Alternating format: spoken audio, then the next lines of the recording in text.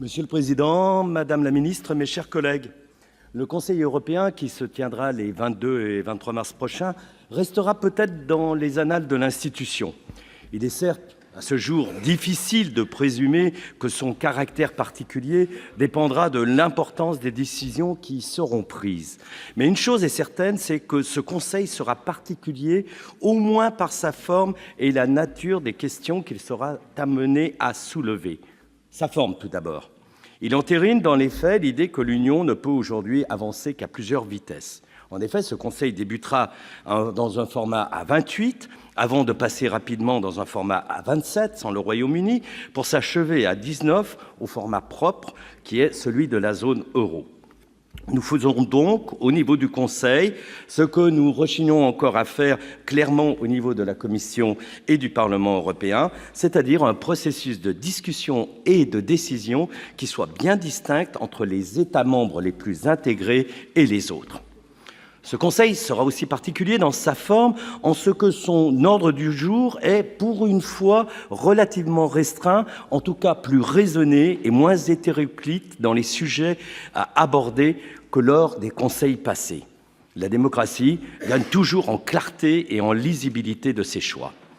Sur le fond, ce Conseil ne pourra cependant pas manquer d'évoquer la soudaine et brusque tension diplomatique entre le Royaume-Uni et la Russie suite à la tentative d'empoisonnement perpétrée à Salisbury à l'endroit de Sergei et Yulia Skripal.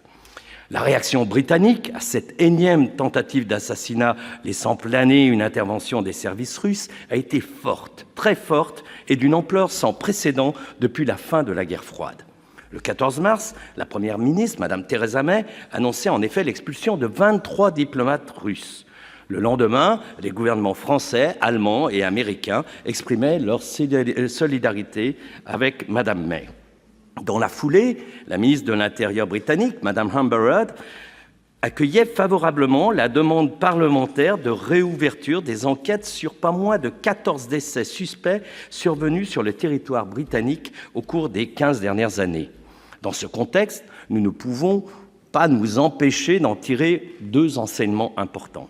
Premier enseignement, malgré sa décision tonitruante de quitter l'Union, le Royaume-Uni n'est pas une île et il a sur ce sujet, d'ailleurs comme sur bien d'autres, besoin du soutien et de la coopération de ses alliés européens. Et chaque jour qui passe ne manque pas de rappeler aux autorités britanniques cette vérité qui dérange.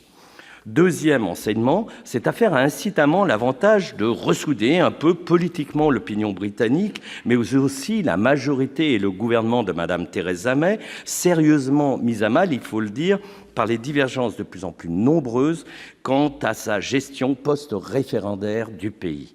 En creux, l'affaire Skripal met cependant en lumière la mansuétude coupable dont les gouvernements britanniques successifs se sont rendus coupables à une époque où leur objectif principal était d'attirer massivement sur son territoire, et en particulier sur la place de Londres, les investissements de quelques oligarques peu recommandables.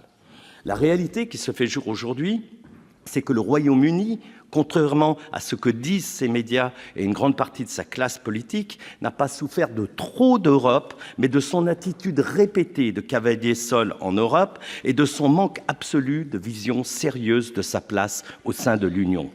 Car ce que l'aventure inédite du Brexit met en lumière très concrètement aujourd'hui, c'est le coût réel de la non-Europe. Alors certes, l'Union européenne est loin d'être parfaite et nous sommes les premiers à appeler à sa refondation. Certes, et du fait même de son caractère institutionnel et politique complexe et inachevé, elle a du mal à répondre simultanément à toutes les crises qui la traversent et à relever tous les défis auxquels elle est confrontée. Aussi, nombre de voix s'élèvent partout en Europe pour dire que l'Union européenne aurait finalement échoué à réaliser son credo fondateur, celui d'instaurer durablement un espace de paix et de prospérité sur le continent européen. C'est vrai, des tensions de plus en plus nombreuses émergent ou réémergent ces dernières années au sein de l'Union entre certains de ses États membres ou même à l'intérieur de ceux-ci, comme en Catalogne, en Flandre ou en Écosse.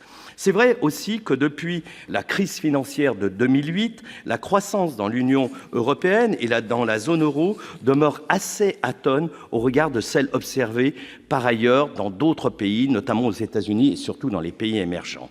Mais c'est oublier un peu vite le rôle majeur joué par l'Union, non seulement en matière de réconciliation franco-allemande, tout ça est de l'acquis, mais aussi de consolidation démocratique de pays comme l'Espagne ou le Portugal, son rôle joué dans la réunification allemande, dans la réconciliation entre l'Ouest et l'Est de l'Europe, dans la pacification des Balkans orientaux, et, last but not least, la fin de la guerre civile en Irlande du Nord. Sur ce dernier point, le blocage idéologique et souverainiste dont souffre encore le gouvernement britannique dans les négociations actuelles sur les questions de frontières irlandaises va à l'encontre de la réalité historique, c'est-à-dire le poids et le rôle capital joué par l'Union dans le règlement de cette guerre civile au relent de guerre de religion. En réalité, on peut le dire, cette réalité a été écrite, elle a été écrite même noir sur blanc dans un très récent rapport de décembre 2016, rédigé par nos collègues de la Chambre des Lords et qui soulignait, qui rappelait le rôle majeur de l'UE dans le processus de paix, au vu notamment, je les cite, des garanties apportées par l'Union dans l'application concrète des accords de Belfast de 1998, de son effet, l'effet de l'Union européenne sur la transformation des relations bilatérales entre les deux Irlandes et dans l'apaisement des tensions communautaires en Irlande du Nord et de l'impact, disent-ils, considérable qu'ont eu et que continuent d'avoir les financements européens en Irlande du Nord. Alors oui, c'est incontestable, l'appartenance à l'Union est encore et toujours source de pacification.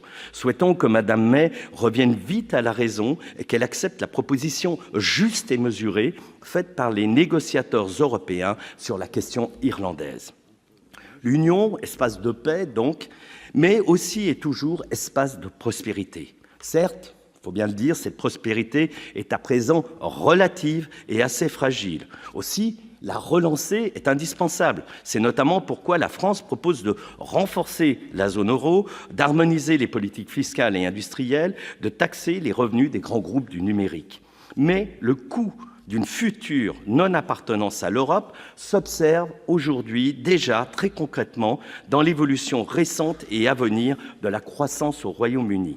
Il est en effet déjà loin le temps, pas si lointain que ça, où en 2014, l'ex-premier ministre, M. David Cameron, plastronnait et promettait la tenue d'un référendum sur le maintien ou non dans l'Union. Cette année-là, en 2014, le Royaume-Uni affichait une insolente croissance avec une progression de plus 3,1% de son PIB quand la zone euro n'était qu'à 1,3. Et les courbes ne cessent de se prolonger puisqu'aujourd'hui, toutes les prévisions pour les années à venir montrent qu'il y aura un différentiel important au bénéfice de la zone euro. Donc il faut bien le dire, et j'espère, Madame la Ministre, qu'à l'occasion de ce Conseil européen, la France et ses partenaires auront à cœur de ramener nos amis britanniques à plus de raison en leur rappelant peut-être cette belle formule du grand écrivain anglo-australien Arthur Hopfield: ce que l'on croit n'a aucune importance, seuls les faits comptent. Je vous remercie.